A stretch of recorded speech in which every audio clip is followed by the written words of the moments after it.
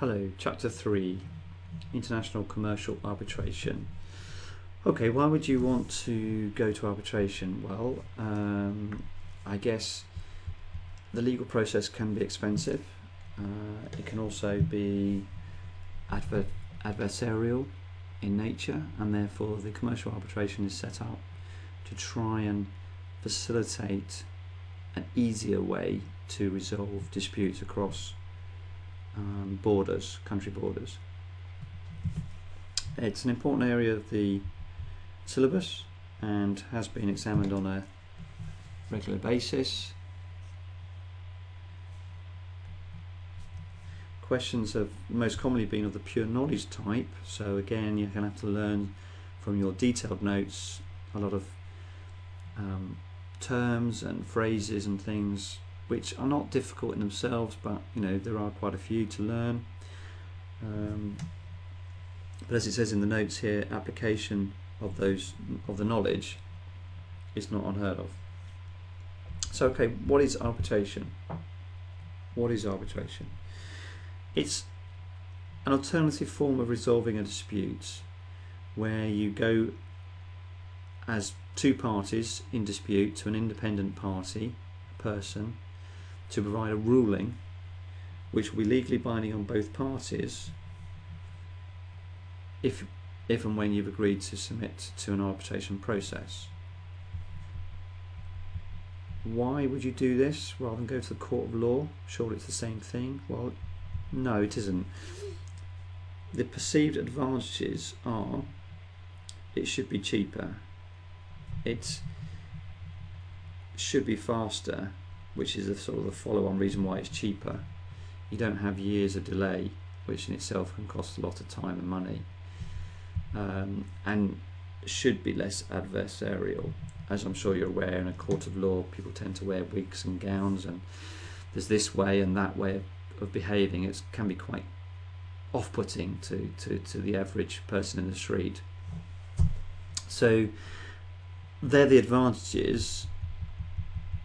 As always in life, the advantages continue to be less formalised, and hopefully greater variety of outcomes are possible, which I guess from anybody taking a claim you hope will be a victory in your way, whereas perhaps in the legal system you might lose on a legal technicality even though you have a good case.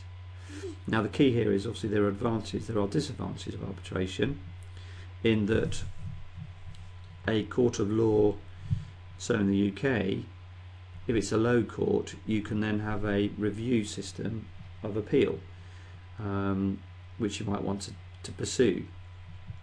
Also, judges are quite skilled at looking at information and considering and asking questions, which a arbitration process perhaps doesn't have the facility. An arbitration process also can't subpoena people to appear in a court of, as they can in a court of law, and the way things work in a court of law. So there are advantages, but there are disadvantages, and certainly your detailed notes will talk about that. Now, arbitration, you've probably realised only too well by now, the F4 paper is a paper which requires you to take on board a great deal of hard slog learning. What I mean by that is it's not difficult to learn, there's just unusual terms and things that you need to, and a list of many things that you need to learn. You do need to look at your essential material after these express notes in detail to learn and work your way through. Probably rewriting them in your own form will be very helpful. You'll find in the F4 paper that some questions are very, very short, very, very short questions, but obviously you've got to try and find lots of things to write about to get your marks. So key points in your note for your studies are, for arbitration, basically a system where you can come together and agree that the model law will apply to what their process is going to be. Arbitration. Arbitration international means the place of businesses have to be located in different countries. Okay, you can't have two German companies following this method. They have to be a German and a French company, or a Romanian and a German company operating in, say, Spain. It is commercial. It relates to any normal legal trading activity. Generally speaking, the model law says that courts should not be involved in arbitration proceedings. It's meant to be done through the arbitration court system. Arbitration agreement is required in writing. You have to put everything down in paper, both your arguments for and there's the facts and stuff. Under the model law, there are 3 arbitrators, one appointed by each party, with the second one then appointing a third. The model law lays down grounds and procedures for challenging an arbitrator, which is one thing you can do